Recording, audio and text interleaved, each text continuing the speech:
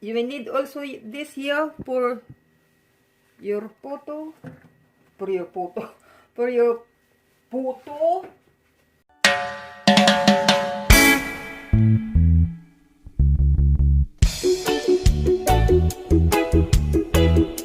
Yan. Magandang araw po sa inyo guys. Welcome to Jomay Channel again. Salamat po una sa lahat sa mga nag-subscribe, nag-likes at nag-comment sa aking channel. Welcome po kayong lahat. Maraming pong salamat. Ngayon pong araw na ito magagawa po tayo ng puto. Puto po na sariling gawang puto. Ang kailangan po natin ay 200 gram. Yan, kita. 200 gram flour, normal flour, all-purpose flour. Dinagdagan ko po ng 100 gram na rice flour. Yan, rice flour. At kailangan po natin ang half cup of sugar, white sugar, half cup of sugar, and 1 cup of water, and 5 spoon. Sandali po.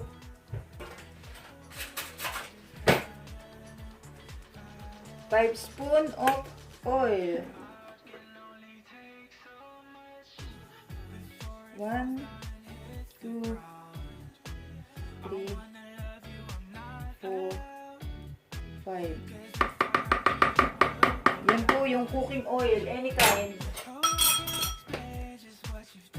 Yan po at kailangan po natin itong mixer, hand mixer. If you don't have electric mixer, I have electric mixer, but I use this to show you only.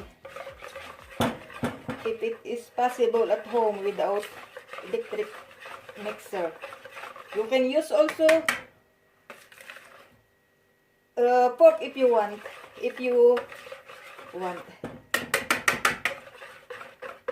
Just mix it until it looks like this. See? Okay. And I will divide it into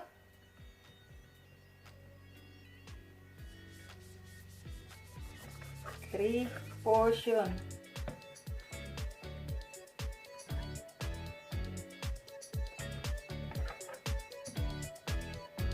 Okay. And 2, 3.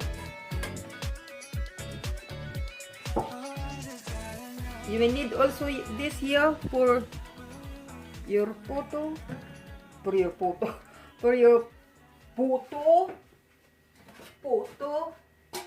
And your steamer. Any kind of steamer.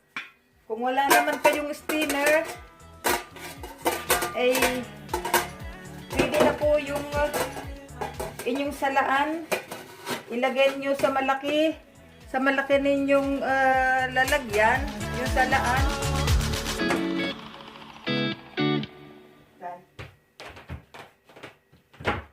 Any kind of salaan po. Yun pong basta may steam, na may butas yung salaan. Ilagay na lang po ninyo, may tubig sa ilalim. Kung wala kayong steamer, pwedeng salaan. Okay, let's go start it.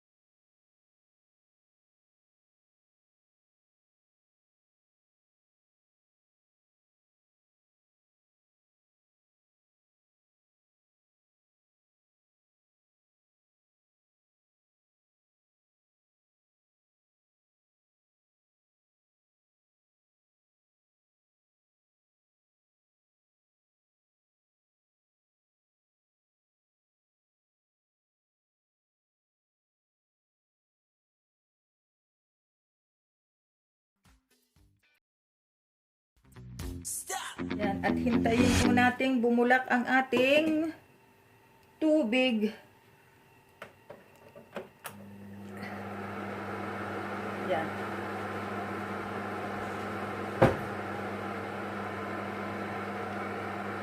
At ayan po, nabulak na po ang ating tubig. Ilalagay na po natin one by one like the other do.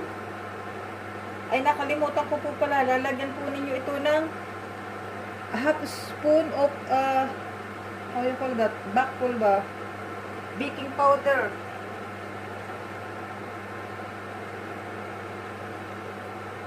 Yan.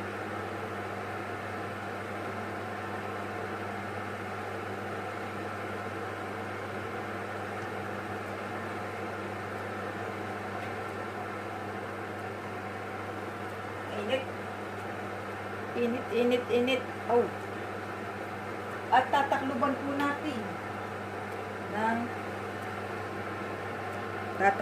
natin ng may towel or cloth. Okay. And let's wait.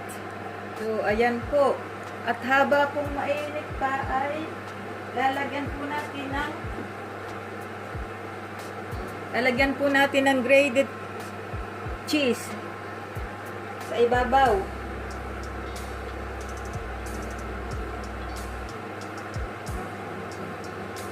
Yan.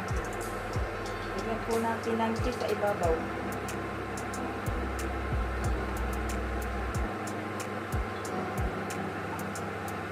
Binabibili pong grated na, pero ito po ay niyar-yar ko sa yaryaran.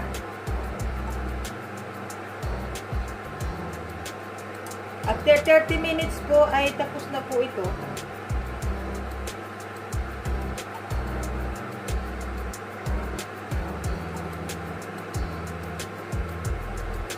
Yan. Ito po, may iba po tayong exemplar. Yan po. At ate po, we try different colors in one. At ito na po ang ating puto. Ito po ay yung pinagsama-sama ko na different kinds of color. Yan. At ito po yung ating isa na puto. Yan po.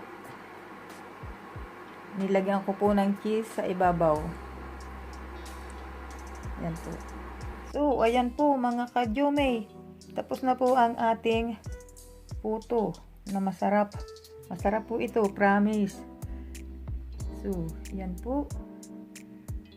At yan po. So, hanggang dito na lamang po ang ating pagluluto.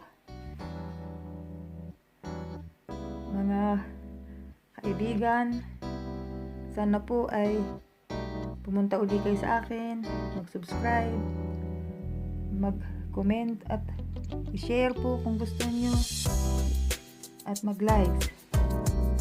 So, maraming pong salamat at sa aking next videos again. I hope everybody's well. Keep safe, everybody. Keep healthy. God bless. And adios. See you.